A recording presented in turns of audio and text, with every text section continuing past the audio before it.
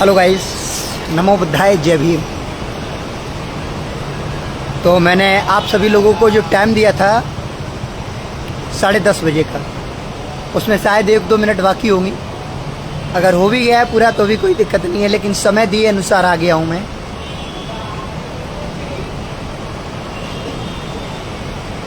तो आप लोग मेरी लाइव पर जुड़े हैं और उसके बाद जो भी महत्वपूर्ण काम है उस काम को सबसे पहले सुनना है और ध्यान देना है सबसे अत्यधिक, क्योंकि किसी व्यक्ति को आपकी ज़रूरत है और आप ही की नहीं, हम सब की ज़रूरत है। यदि हमारे समाज की किसी बहन पर यदि कोई दिक्कत है तो हमें कहीं तक लगता है उसके साथ खड़ा होना मेरा कर्तव्य है। गुलशन भैया, नमो बुद्धाय, कैसे हैं आप?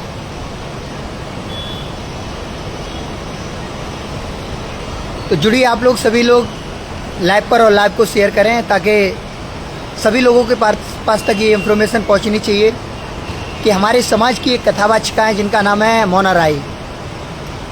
हालांकि रहने वाली हरदोई की हैं।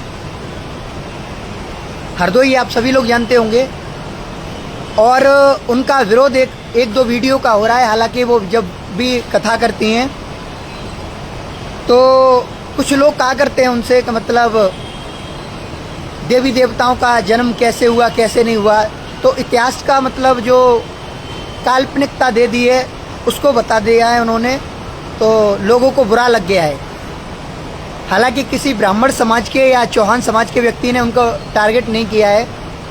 टारगेट करने वाले हमारे यादव समाज के कथावाचक हैं, कईयों हैं 3-4। हालांकि उनके पास धमकी पे धमकी जा रही हैं। हर रोज़ इतनी परेशान हो गई हैं वो बेचारी कि हद से ज़्यादा।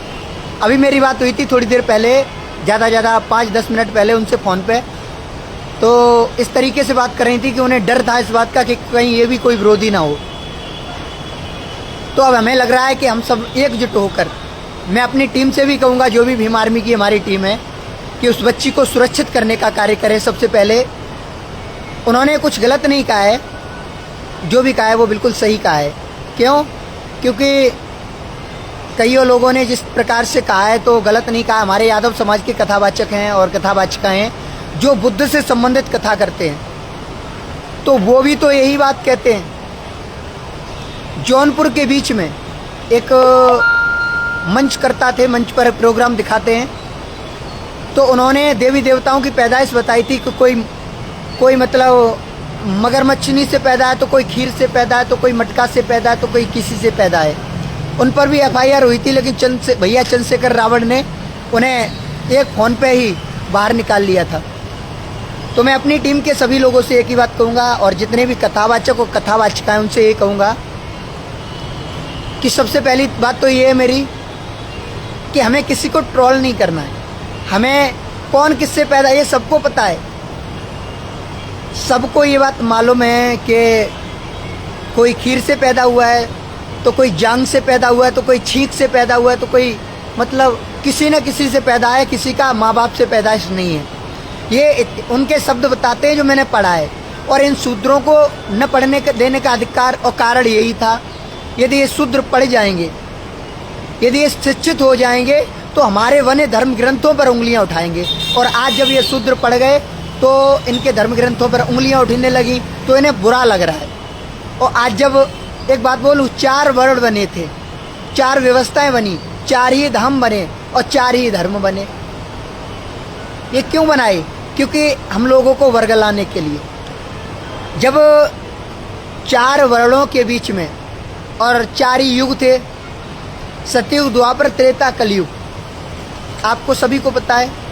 सतयुग वो था जिसमें ब्राह्मण को पढ़ने का अधिकार था और ब्राह्मण के सिवा कोई किसी को पढ़ने का अधिकार नहीं था। द्वापर आया जिसमें क्षत्रियों को पढ़ने का अधिकार मिला। त्रेता आया जिसमें वैश्यों को पढ़ने का अधिकार मिला। और कलयुग आ गया। कलयुग किसे कहते हैं? कलमयुग को कलयुग कहते हैं हम लोग। और जब कलयुग में यदि हम लोग पढ़ गए, शिक्षित हो गए, तो उनके बने धर्म ग्रंथों पर जिन्होंने उन्हें काल्पनिक बना लिया है, उन धर्म ग्रंथों पर हम यदि टिप्पणी कर रहे हैं तो उन्हें बुरा लग रहा है। ज़्यादा नहीं, 15% या 10% या 5% लोग हैं। उन्हें तो इतना बुरा नहीं लग रहा है कि उनके चरित्र पर हम उंगली दिखा रहे हैं। सबसे ज़्यादा बुरा हमारे यादव समाज के भाइयों को लग रहा है और हमारे SC ST OBC के लोगों को लग रहा है। तो मैं पूछना चाहता हूँ यदि यादव समाज के लोग उस बच्ची को या उस बहन का टारगेट कर रहे हैं कि उसने हमारे हिंदू धर्म के देवी देवताओं के बारे में ऐसा बोला है या वैसा कहा है, तो मैं पूछना चाहता हूँ उन यादव कथावाचकों से कि भैया आप उस वक्त कहाँ थे जिस वक्त इटावा के बीच में तुम्हारे ही धर्म के कथावाचकों का सरगंजा किया गया था और एक ब्राह्मणी ने उनके ऊपर मूता था। आप उस वक्त ज्ञान देने नहीं आए थे, आज उस बच्ची को टारगेट कर रहे हैं आप। हमें बुरा तब लगता, या चौहान समाज के या फिर ब्राह्मण समाज की विचारधारा के लोग यदि हमारी उस बहन को टारगेट करते तो हमें बहुत बुरा लगता कि चलो हाँ हम उनका मुकाबला कर लेंगे, कोई दिक्कत नहीं है। लेकिन आप तो हमारे अपने होकर अपनी बहन को टारगेट कर रहे हैं। एक बात और कहूँगा, आज हमारे जैसी विचारधारा वाले लोग या उस बच्ची जैसी विचारधारा के लोग, बाबा साहब अम्बेडकर की विचारधारा पर चलने वाले लोगों की वजह से आज हमारा ये भारत थोड़ा बहुत सुरक्षित है, वरना पूर्ण बन गया होता ब्राह्मणवादी वाला, गुलाम बन गया होता ही। और यदि तुम्हें लग रहा है कि तुम उस बच्ची को टारगेट करोगे तो हम बिल्कुल नहीं ऐसा बर्दाश्त करेंगे और ना ही उसे टारगेट होने देंगे। क्यों? क्योंकि हम भले ही दूर हैं लेकिन उस बच्ची से दूर नहीं है। जिस बच्ची को आपने इतना प्रताड़ित करके ये तो देख लो, वो तुम्हारे समाज की बात कर रही है, हालांकि आप अंधभक्ति में, तो क्या हुआ? सामने वाला जागरूक है, उसकी बात को तो सुनो, उसने गलत क्या बोला बताइए। और मैं एक बात और कहूँगा अपने सभी क्रिएटरों से और कथावाचक और कथावाचिकाओं से कि कृपया कर उनकी कैसे पैदाइश थी कैसे नहीं है वो कुछ नहीं बताना है आपको केवल धम्म का शब्द देना है, बाबा साहब के शब्द देने हैं। और धम्म और बाबा साहब के ये शब्द प्राकृतिक से जुड़े हैं, जो आजीवन व्यतीत हो जाएगा हमारा, हम दे नहीं पाएंगे। तो हमें उनकी तो ज़रूरत ही नहीं है। पहले तो आप उनके देवी देवताओं को छोड़ो, उनके बारे में कुछ बोलना ही नहीं है। हमें अपने शब्दों से मतलब है, सामने वाला क्या कर रहा है भाड़ में जाओ।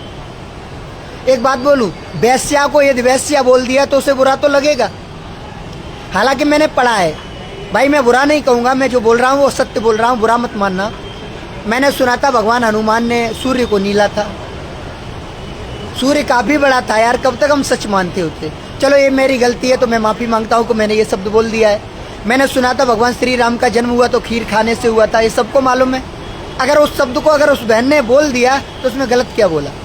भाई तुम्हारा ही बताया तुमको, हमें ये बताया श्रृंगी ऋषि हिरनी से पैदा थे। बताइए कोई हिरनी से पैदा होगा क्या?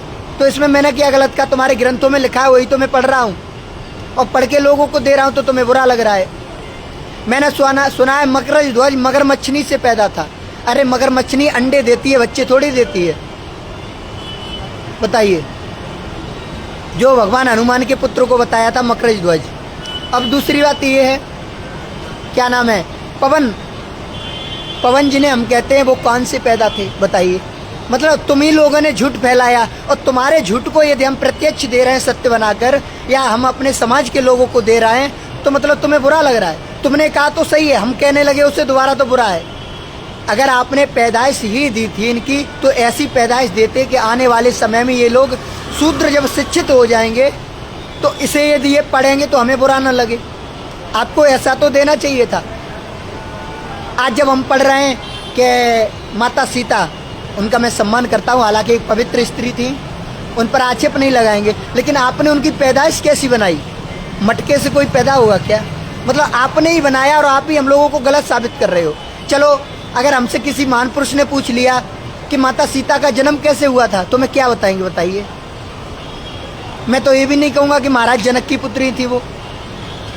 भाई आप ही लोगों ने लिखा है, उसमें तो लिखने से पहले आपको सोचना चाहिए था कि आपने मटका से क्यों बनाया उनको। अब आप ये कहेंगे कि उससे युद्ध हुआ था, उसका पसीना आया था, उस पसीने को मटके में रख दिया, खेत में गाड़ दिया, तब महाराज जनक हर चला रहे थे तो उसमें निकली थी। हम ये थोड़ी देंगे। हमारा जन्म हुआ है दो लोगों से मिलकर, मेरी माँ और मेरे पिता से मिलकर, तो स्पष्ट प्रमाण है। ऐसा ही कोई प्रमाण बना सकते थे आप? इतना घुमारने फिराने की बात क्या थी? तो सबसे मेन मुद्दा मेरा ये है कि सारे देवी देवताओं के बारे में हमें नहीं देना है, और सभी कथावाचक और कथावाचिकाओं से भी कहना है कि आप उनके चरित्र पर ये उंगली उठाओगी तो उन्हें बुरा लगेगा। क्यों? क्योंकि भैया मैंने अभी क्या कहा था आपसे, वैश्या को यदि वैश्या बोलोगे तो बुरा लगेगा। तो हालांकि मैं किसी धर्म के देवी देवताओं को बुरा नहीं कहूँगा, मैं भगवान श्री कृष्ण की भी जय करता हूँ, भगवान राम की भी जय करता हूँ, सबकी जय करूँगा। हमें मैं यदि उनकी तारीफ नहीं करूँगा तो मैं उनकी बुराई भी नहीं करूँगा। स्पष्ट मेरा कहना ये है, बुद्ध के धम्म को पकड़ो, आप बुद्ध के धम्म की बात करो, बाबा साहब को पकड़ो, बाबा साहब की बात करो, और आपकी विचारधारा से ही आने वाली पीढ़ी सुरक्षित होगी और वो सही होगी। यदि हम इस तरीके से आपस में मतभेद करेंगे तो हमें नहीं लगता है गलत, सही है। और हमारे ये जो यादव समाज के कथावाचक हमारी उस बहन को टारगेट कर रहे हैं और इस तरीके से उनके पास फ़ोन जा रहे हैं, प्रताड़ित की जा रही है वो बहन, तो हमें कहीं तक लगता है ये बिल्कुल गलत है। अगली वीडियो में मैं उसकी वीडियो भी देंगे, उसका फ़ोटो भी देंगे उस बच्ची का। मोना राय हरदोई की कौन है, आप लोग हालांकि परिचित नहीं होंगे, लेकिन आप लोग परिचित होइए और उस बहन को, हमारी भीम आर्मी के जितने भी कार्यकर्ता हैं, उस बहन तक जाकर उसे सुरक्षित करें। और हमारे जो यादव समाज के कथावाचक उस बच्ची को टारगेट कर रहे हैं, उन कथावाचकों से कहना चाहता हूं मैं कि आपकी हैसियत और औकात मुझे मालूम है, जो एक पंडितान ने इटावा में बता दी थी। अब आगे न कहलवाओ तो अच्छी बात है। क्यों? क्योंकि शूद्रों का अस्तित्व शूद्र ही तक है। हम तो आपको क्षत्रिय बनाना चाहते हैं, हम तो आपको उन मनवादियों के फंसे हुए जाल से बाहर निकालना चाहते हैं, लेकिन आप गोबर के कीड़े की तरह गोबर में मिलना चाहते हैं तो आप मिल जाइए, हमें कोई लेना देना नहीं है। क्यों? क्योंकि जो जागेगा हम उसे जगाएंगे, जो जागना चाहेगा हम उसे भी जगाने का प्रयास करेंगे, लेकिन जो जागना ही नहीं चाहता मैं उसे कभी भी नहीं जगाएंगे और कदाप भी नहीं जगाएंगे। क्यों? क्योंकि मैं मूर्ख थोड़ी हूँ। हम तुम्हारे लिए कहाँ कहाँ पिटेंगे, हमारी बहनें कहाँ कहाँ बलि चढ़ेंगी, बताइए। हमारे समाज की कथावाचक हैं, बाबा साहब अम्बेडकर को ले लो, बुद्ध को ले लो, इनकी जो बात करती हैं मंच पर बैठकर अच्छा संबोधित करती हैं, लोगों को सत्य बताती हैं। आज यही बहनें यदि टारगेट की जाएंगी तो कल को हमारे समाज की बहनें और टारगेट की जाएंगी, तो आप कहाँ कहाँ टारगेट करोगे? यदि हमारा विरोधी हमारा टारगेट कर रहा है तो हमें लगता है कि मैं इससे लड़ लूंगा सीना तान के। यदि हमारे अपने ही टारगेट करेंगे तो हम इनसे कैसे लड़ेंगे, बताइए। आपसे हम कैसे लड़ सकते हैं ये बताओ? आप हमारे अपने हो, आपको जागने की क्षमता है। और एक बात कहूँगा, हमारे यादव समाज के बहुत से लोग, प्रोफेसर लक्ष्मण यादव हो गए, ललित सिंह यादव हुए, और भी कथावाचक हैं हमारे, जो मतलब कथाएं कर रहे हैं यादव समाज को लेकर। यादव समाज के लोग कथाएं कर रहे हैं बुद्ध की और बाबा साहब की। वो भी तो यही बात कहते हैं कि मतलब ये हिंदू धर्म के देवी देवताओं की पैदाइश ऐसे इन्हें ब्राह्मणों ने बनाया है, इनका सत्य अस्तित्व है ही नहीं है। उन पर आप क्या कहेंगे? तो इसलिए कह रहा हूँ, अंधभक्ति से निकलो, उसके बाद आगे का कुछ देखो। और दूसरी बात ये कहूँगा कि समाज का उद्धार तभी होगा जब आप जैसे नवयुवक शिक्षित होकर शिक्षा का कार्य करेंगे। यदि आप जैसे शिक्षित मूर्खों जैसा काम करेंगे तो हमें नहीं लग रहा है कि हमारे समाज के कथावाचक या हमारे समाज, आने वाली पीढ़ी ये आगे पनपेगी तो नहीं, ये गुलाम जरूर बन जाएगी। और गुलाम कैसे बनेगी? तुम्हारे जैसे लोगों की वजह से। अभी आपने देखा होगा, एक महात्मा बोल रहा था कि हमें तिरंगे का बहिष्कार करना है, उसका सम्मान नहीं करना। क्यों? हमारे लिए तिरंगा ही सबसे पनौती चीज है। तो मैं पूछना चाहता हूँ, हमारे भारतवर्ष के वीरों ने जिसके लिए प्राण न्यौछावर कर दिए, जिसके लिए बलियां चढ़ गए, जिस तिरंगे को मैंने सुरक्षित किया, और जो तिरंगा हमारी आन मान मर्यादा सम्मान है, वो तिरंगा हमारे लिए पनौती है क्या? बोलिए। मैं पूछना चाहता हूँ। और वो बोल रहे हैं हर हिंदू को भगवा कलर लगाना चाहिए। हालांकि भगवा कलर का मैं सम्मान करता हूँ। क्यों? क्योंकि भगवा कलर ही हमारे तिरंगे का पहला कलर है, वो हमारे देश में क्रांति का प्रतीक है। लेकिन इतना बड़ा प्रतीक मत बना दीजिए जो हमारे वीरों की बलि को आप मतलब पनौती बता दो। उसमें एक अशोक चक्र भी लगाए जो हमारे हित और सम्मान की बात करता है, जो हमें सत्य, अहिंसा, प्रेम, शांति की बात करता है। आप उसके बारे में क्या कहोगे? सच कहा जाए, भारतवर्ष के अंदर में जो मनवादी विचारधारा के लोग हैं, ये सबसे बड़े आतंकवादी हैं। हमारी लड़ाई मनवाद की है, लेकिन आप यादव समाज के होकर, आप हमारे अपने समाज के होकर, आप हमारे समाज की बहन बेटियों को टारगेट कर रहे हैं। कल को एक हमारे यादव समाज की कथावाचिका हैं जो मतलब बुद्ध धर्म से संबंधित कथा करती हैं, कल को उन्होंने भी बहुत कुछ बोला है, तो क्या आप उसे भी टारगेट करोगे क्या? बताइए। आपको इतना तो देखना चाहिए कि कौन हमारा अपना है, कौन पराया है। बताइए। उस बच्ची ने मतलब पैदाइश को बताया था और कुछ ज़्यादा नहीं बताया, उसने पूरा प्रमाण सहित बताया, तो वो प्रमाण भी आप झूठे समझ रहे हो। बताइए। जो प्रमाण वो बच्ची लिए घूम रही है, जो जन में दे रही है, वो प्रमाण दिए तो आप ही ने, हमने तो बनाए नहीं है, हमारे माँ बाप ने तो बनाए नहीं है। या जितने लोग देख रहे हैं उन्होंने नहीं बनाए? प्रमाण कहाँ से आई? हमें लिखे मिले, देखे हमने, सब पढ़ा हमने, तभी तो हमें मालूम पड़ा कि इससे ऐसा हुआ, उससे ऐसा हुआ। बताइए, आपको सोचना चाहिए। जब हमने उन प्रमाणों को पढ़ा तब हमें दिखाई दिया कि भाई भगवान हनुमान के 5 पिताजी थे, भगवान राम के भी 5 पिताजी थे। हालांकि मैंने गलत नहीं कहा, क्यों, ये सही है, मैंने पढ़ा तो उस अनुसार सही लगा। लेकिन आज के लोगों के समझ में कम आएगा, क्यों? क्योंकि भाई लोग सत्य पर चलते हैं, कुछ गलत तो नहीं है। बनाया आपने था, पढ़ हम रहे हैं। हमें यदि कोई पुस्तक दी है, हमसे कोई प्रश्न पूछा है, तो यदि मैं उसका उत्तर दे रहे हैं तो उसमें गलत क्या दे रहे हैं? बताइए, हम उसका कुछ गलत दे रहे हैं? हमें तो ये भी बताया था देवों के देव महादेव के जटा में पूरी गंगा विलीन है, तो गंगा माँ का मैं सम्मान करता हूँ। लेकिन आपको ये मालूम है, उन गंगा माँ का मैंने सम्मान किया, हालांकि वो गंगा माँ है। जब उन्होंने अपना रुद्र रूप रखा, सारे घरों को उजाड़ दिया, बाढ़ इतनी भयानक आ गई कि बदायूं के उधर जहाँ गंगा माँ है, न जाने कितने घरों को लेकर डूबी। उनके बारे में आप क्या कहेंगे?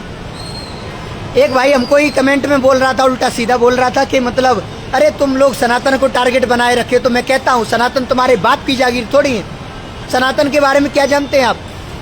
अरे मैं कहता हूँ सनातन एक सत्य चीज है, सनातन का ही आप अर्थ नहीं दे पाओगे। और आप हम बुद्ध को मानने वालों को ट्रोल कर रहे हैं, टारगेट कर रहे हैं कि सनातन। मैं कहता हूँ सनातन हवा है जो तीनों समय में चलती है। इस सनातन का मैं सम्मान करता हूँ। ये सनातन की हवा नियमित मात्र के लिए लोगे तो सही है। अगर ये सनातन अपना रुद्र रूप या तीव्र रूप ले गया ना, आंधी बन गया या भूकंप आ गया, ये तुम्हें ही बहा कर राख कर देगा, आंधी में उड़ा कर राख कर देगा, पता नहीं चलने देगा कहाँ है।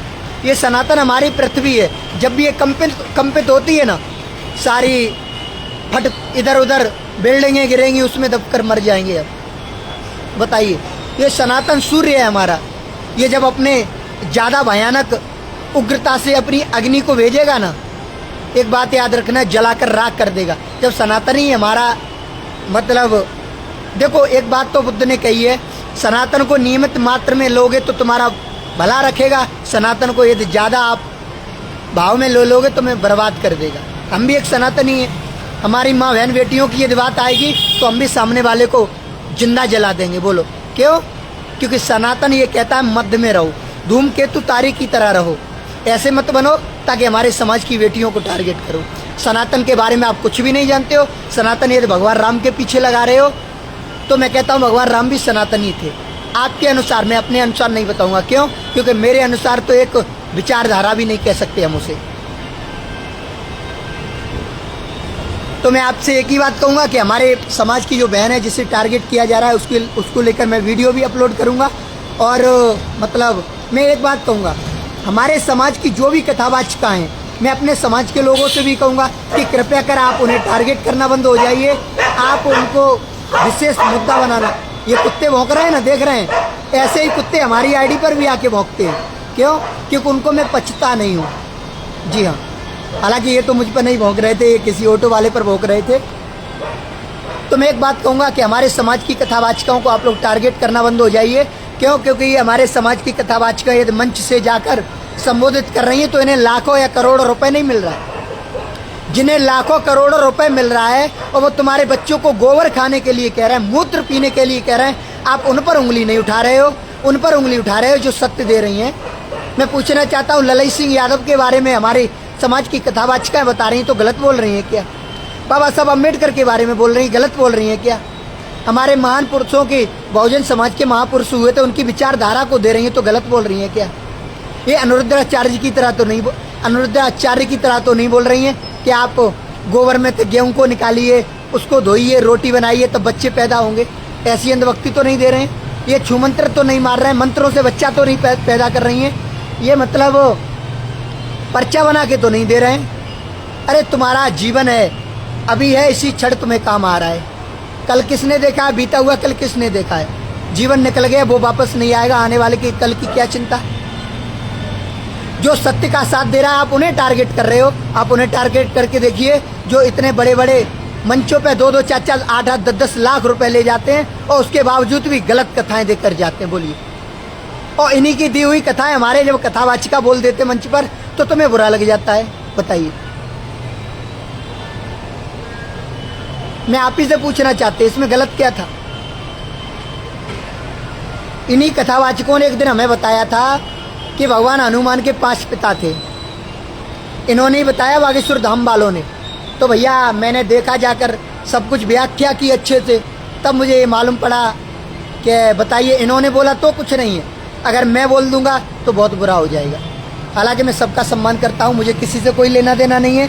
मैं आपसे भी एक बात कहूँगा कि समाज का यदि उद्धार चाहते हैं, अपने बारे में मत सोचो, आने वाली पीढ़ी के बारे में तो सोचो।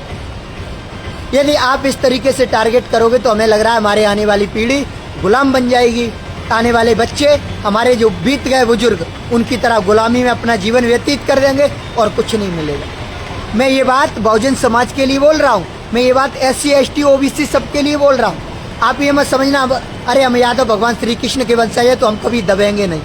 उस समय में भी हम यादव श्री कृष्ण के वंशज ही थे, जिस समय यादव वो इटावा के बीच में एक ब्राह्मण की स्त्री ने मूता था, उस समय में भी हम यादव ही थे। हम भी कह रहा हूँ, मैं भी यादव हूँ। उस समय में भी हम यादव थे जब हमारे गले में हंडी और कमर पे झाड़ू बांध दिया था, तब भी हम 85% थे तो कुछ नहीं उखाड़ पाया हमने। हाँ, बाबा साहब अम्बेडकर ना आए होते तो आज हम बोल नहीं पाए होते। और हम अपने बघेल समाज से भी कहूँगा, अपने लोधी राजपूत समाज से भी कहूँगा, अपने जितने भी SC ST में आते हैं कि आपके बच्चों के लिए, आपके हक और अधिकार के लिए लड़ने वाले हैं हम लोग, और ऐसे ही लड़ते रहेंगे। यदि ये लोग टारगेट करेंगे, यादव समाज के भाइयों से कहूँगा, कथावाचक आपसे कहता हूँ मैं कि आपको टारगेट ना करूँ मैं तो अच्छा होगा। इससे पहले आप हमारे समाज की कथावाचिकाओं को टारगेट करना बंद हो जाओ तो बढ़िया है। आपने चरित्र पढ़ा है अपना, हमारा नहीं। अगर हम अपना चरित्र दिखाने पर आ गए तो आप पर उठेगा नहीं। तो सबसे पहले मैं आए हुए सभी को मैं अपनी लाइव पर स्वागत करता हूँ, सम्मान करता हूँ जो आपने इतना समय मुझे दिया।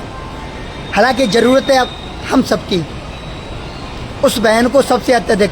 आज भी जब मैंने उससे बात की थी अभी थोड़ी देर पहले, तो वो बच्ची इतनी मतलब भयभीत थी, बोल रही थी भैया हमने तो अपने समाज के लोगों के लिए कहा था, हमारे समाज के लोगों ने कहा था कि आप इनकी पैदाइश बताइए, इनके बारे में बताइए। तो मैंने बता दिया।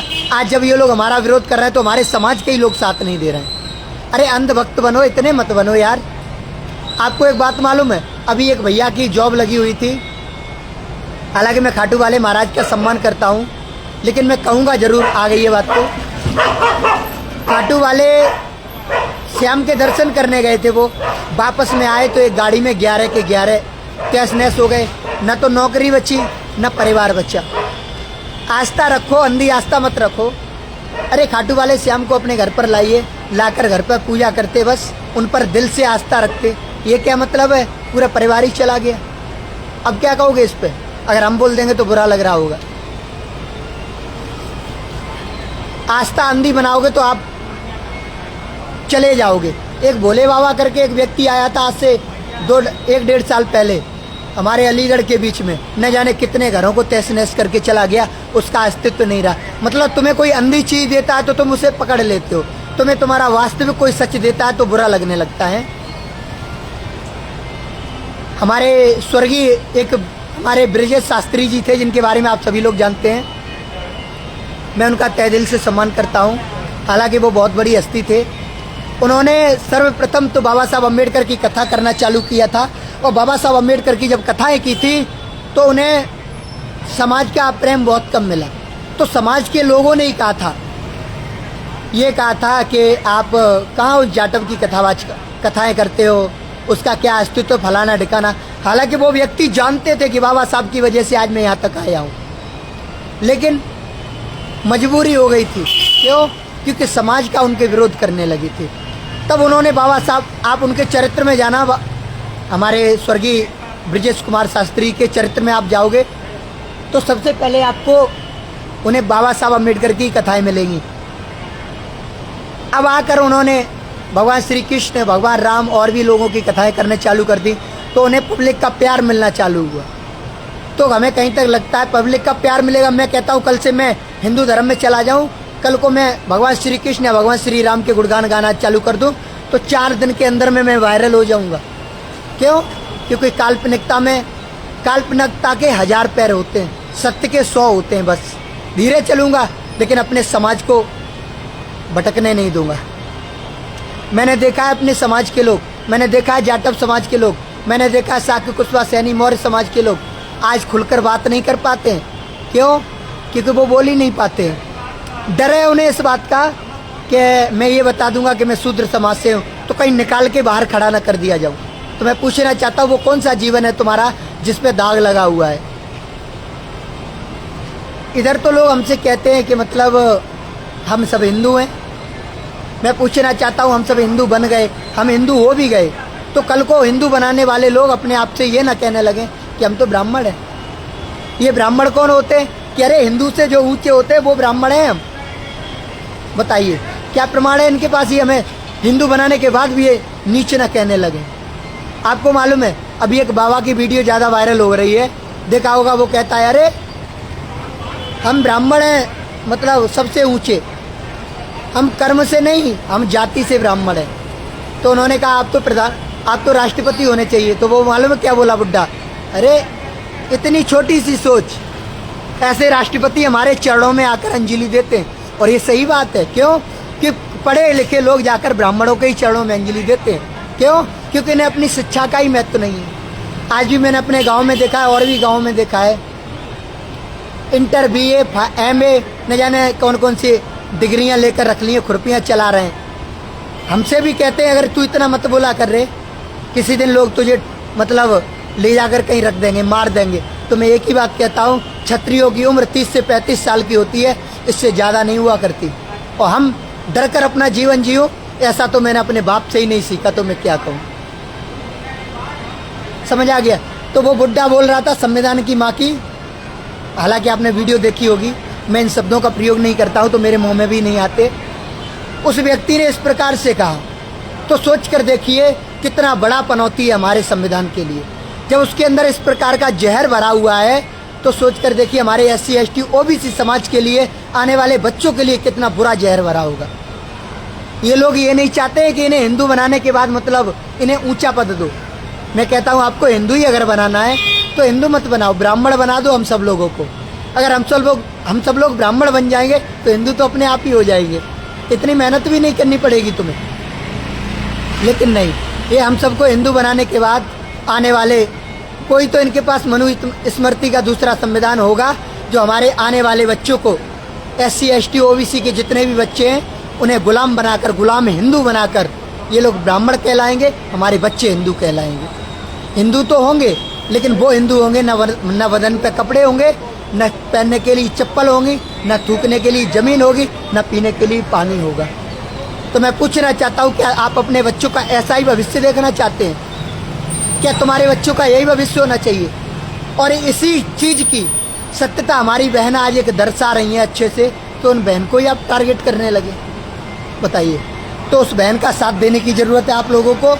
और मैं वीडियो अपलोड करूँगा एक, जिस वीडियो को आप सभी लोग शेयर करना, उस बहन का फ़ोटो भी लगाऊंगा उसमें। हालांकि मेरे अंदर भी बहुत क्रोध आ रहा है, शांति से बात करनी चाहिए हमें।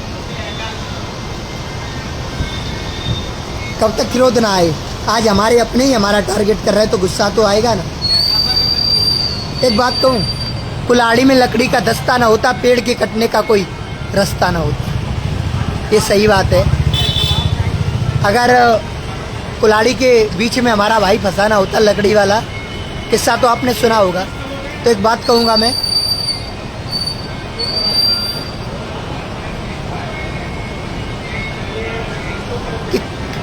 मैं अपने शब्दों में कहूँगा, शायद अगर भूल जाऊँ तो कोई बात नहीं है। कुल्हाड़ी में लकड़ी का दस्ता ना होता, पेड़ के कटने का रास्ता ना होता। और बहुजन समाज के हमारे सभी लोग मनवाद की गुलामी में जकड़े होते अगर कोई बाबा साहब जैसा मसीहा हमारे बीच में आया ना होता। और ये बात सही है कि बाबा साहब अम्बेडकर जब से आए तब से हमारा समाज आज यहाँ तक आया है।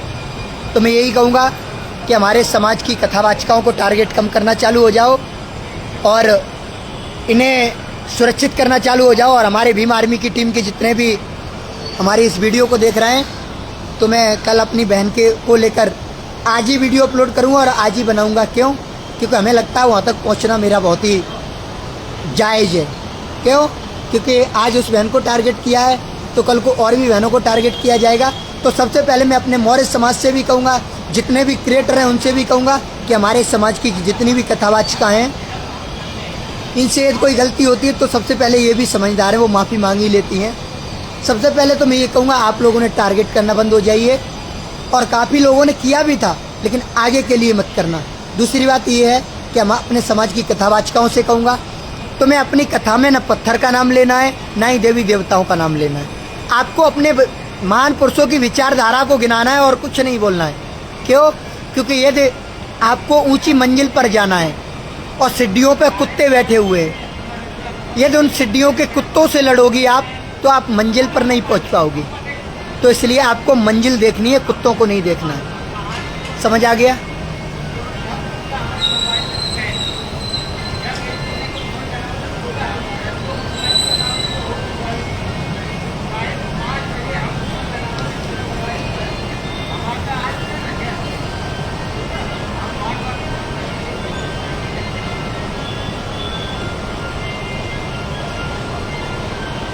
बहुत बहुत धन्यवाद भैया, आपने इतना अच्छा शब्द लिख के भेजा। और एक बात और कहूँगा कि आप सभी लोगों की ज़रूरत है। कौन कौन साथ है सभी लोग कमेंट करो मेरे पास, जितने भी लोग मुझे देख रहे हो। क्या मैं उस बहन के साथ मेरा खड़ा होना जायज़ है या नहीं?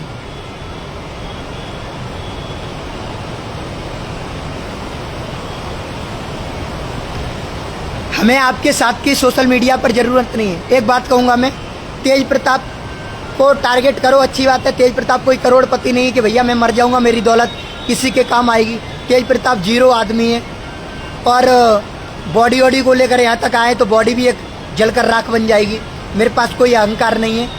बस मैं एक ही बात कहता हूँ भैया कि आप लोग जब तक उस बच्ची के साथ खड़े होंगे और हमारे समाज की कथावाचक और कथावाचिकाओं के साथ खड़े होंगे, तो हमें लगता है हम लोग आगे आने का कार्य करेंगे और समाज को जगाने का कार्य करेंगे। और कुछ ही लोग तो हैं जो समाज को जगा रहे हैं, बाद बाकी सब तो अंधभक्त बना रहे हैं और बन रहे हैं अंधे।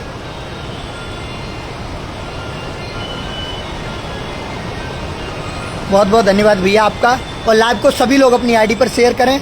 और जिस प्रकार से हमें व्यूअर्स नहीं चाहिए भैया, हमें व्यूअर्स नहीं चाहिए, हमें फॉलो भी नहीं चाहिए, मत करना फॉलो। लेकिन हमारे समाज की जो बहन है, इन्हें टारगेट जो करेगा, हम उसका खात्मा करने का कार्य करूँगा। और हम अपने यादव भाइयों से एक विनती करूँगा कि कृपया कर उस बहन को टारगेट करना बंद हो जाए। उसने तो सत्य कहा, आपको बुरा लग गया, तो आप उन ब्राह्मणों से, उन ब्राह्मणवाद विचारधारा वालों से कहिए जाकर, आप अपने इन ग्रंथों को दोबारा रिकवरी कर दे, दोबारा टाइप कर दे कि इन देवी देवताओं के माँ बाप को बना दो, किसी को तो बना दो अच्छे से। हाँ, आप हम लोगों को टारगेट करोगे तो ये बिल्कुल गलत है। क्यों? कि हम लोग तो तुम्हारे पढ़े हुए को पढ़ रहे हैं, इसमें मैंने तो कुछ गलत नहीं लिखा। ये मेरे बाप का लिखा हुआ तो नहीं है, और ना ही हमारे देख रहे हैं उनके बाप का लिखा हुआ है। ये इन मनवादियों ने लिखा, वही तो मैं पढ़ रहे हैं। तो क्षमा चाहूँगा, और आप लोगों ने काफ़ी प्यार दिखाया। सभी लोग अपना साथ कमेंट में मत दो मुझे। ये जय भीम नमो बुद्धाय मुझे कमेंट में नहीं चाहिए, ये आपके अंदर और आपके जज्बे में होना चाहिए जय भीम। क्यों? क्योंकि जय भीम बोलना क्रांतिकारी और हुनरवान है हमारे लिए।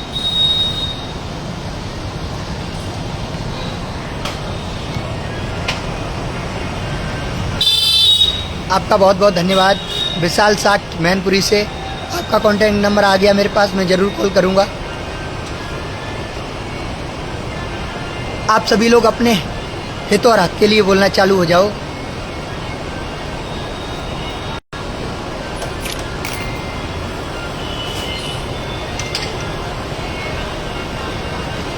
बहुत बहुत धन्यवाद बड़े भैया।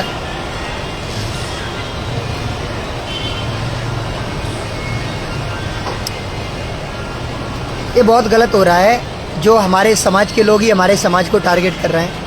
और हर क्रिएटर को मैंने सुना है कहते हुए कि अपने समाज के लोग अपने समाज की टांग खींचते हैं। तो खींचने वाले हैं को खींचने वाले तो हमारे अपने ही हैं। अरे यहाँ एक बात याद आ गई जो इस लाइव में मैं कहूँगा ज़रूर। मैं किसी पार्टी में नहीं हूँ, न मैं बीजेपी में हूँ, न मैं सपा में हूँ, न मैं बसपा में हूँ, और ना ही मैं किसी संगठन में हूँ। मैं केवल भीम आर्मी में हूँ, और भीम आर्मी में मैं एक एजेंट हूँ, एक सदस्य हूँ। ठीक है। तो हमारे यदि कथावाचक या कथावाचिका या क्रिएटर किसी पार्टी को यदि ज्वाइन कर लेते हैं और दूसरा क्रिएटर किसी और पार्टी को ज्वाइन किया हुआ है, तो कोई एक दूसरे को टारगेट ना करें पार्टी को लेकर कि आपकी पार्टी में ये हो रहा है। आप अपनी पार्टी के समर्थकों से कहिए, या फिर इधर का कोई उधर वालों से न कहे, उधर का कोई इधर वालों से। क्यों? क्योंकि पार्टी के ठेकेदार नहीं हो तुमने पार्टी ज्वाइन कर ली है, तुम्हारे बाप की जागीर नहीं है वो। बीजेपी के विधायक आपको अच्छे से जानते नहीं होंगे, समझ आ गया? या फिर सपा या बसपा के विधायक आपको अच्छे से नहीं जानते होंगे। तो यदि हमारे समाज के लोगों ने पार्टी को ज्वाइन किया है तो अपने लिए की होगा। तो इसलिए समाज के कथावाचक या क्रिएटरों ने कोई पार्टी ज्वाइन कर ली है तो आप ऐसा मत करो कि पर्सनल मुद्दा लेकर जाइए कि आपकी पार्टी में ऐसा हो रहा है। आप आवाज़ उठाइए, या आप एक पोस्ट कीजिए, या एक वीडियो बनाइए। अरे बाहर में गई पार्टी। हम एक ही बात जानते हैं, हमारा कर्तव्य यही है कि मौर्य काल को लाना और मौर्यों की विचारधारा को लाना, बहुजन समाज की बात को रखना। हम इसलिए सोशल मीडिया पर आए थे। आज मेरे पास 60,000 फॉलोवर हैं, 1 लाख या 2 लाख। तो आप लोग हमें जानना चालू हुए हैं, पार्टी वाले हमें निमंत्रण दे रहे हैं, घास डाल रहे हैं। समझ आ गया? इससे पहले और भी लोगों को तो ये पार्टी वाले बुला सकते हैं, लेकिन किसी ने नहीं बुलाया। क्यों? क्योंकि कोई फॉलोवर नहीं थे, हमारे पास कोई जानता नहीं था। तो इसलिए कह रहे हैं ये पार्टी वाले, हमारा कर्तव्य यही है धम्म को आगे बढ़ाना, हमारे समाज और हमारे हित की आवाज़ को आगे बढ़ाना। आप उसको लेकर वीडियो बनवाइए, मैं बनाऊंगा। यदि आप किसी पार्टी को लेकर वीडियो बनवाओगे या पार्टी को लेकर यदि कोई पोस्ट करवाओगे किसी क्रिएटर पे या किसी कथावाचक पे, तो मैं कतई भी आपके साथ नहीं खड़ा हूँ, चाहे वो हमारा भाई हो, चाहे वो हमारे पिता हो, या वो हमारे समाज का व्यक्ति हो। तो चलिए, बहुत बहुत धन्यवाद आप सभी का। आप अपना कमेंट में नंबर दीजिए, मैं कॉल कर लूँगा। बहुत बहुत धन्यवाद भैया आपका, तहे दिल से धन्यवाद। अब मैं चलता हूँ, भूख भी काफ़ी तेज लगी। आज संडे था तो जिम सेंटर बंद कर दिया था। सो के उठा, नहा धो के रेडी हुआ तो उस बच्ची से मैंने बात की पहले, मोना राय से, और उसको लेकर मैं वीडियो अपलोड करूँगा। आप सभी लोग वीडियो को शेयर करना, और हमारी बहन का यादव समाज के लोग टारगेट करना बंद हो जाओ तो बहुत अच्छी बात है। आपका तहे दिल से धन्यवाद करूँगा मैं। लेकिन इस तरीके से हमें लगता है कि हम अपने समाज को बिछेड़ने का कार्य कर रहे हैं, ना कि जोड़ने का। तो चलिए, मैं चलते हैं, आप सभी को सभी से विदा लेना चाहूँगा। काफ़ी समय हो गया, आप सभी लोग इतने लोग जुड़े हमारी लाइव पर, बहुत बहुत धन्यवाद, तहे दिल से धन्यवाद करता हूँ मैं। चलिए, चल रहा है क्योंकि अभी बाकी काम भी है। आप सभी लोगों से मैं विदा लूँगा।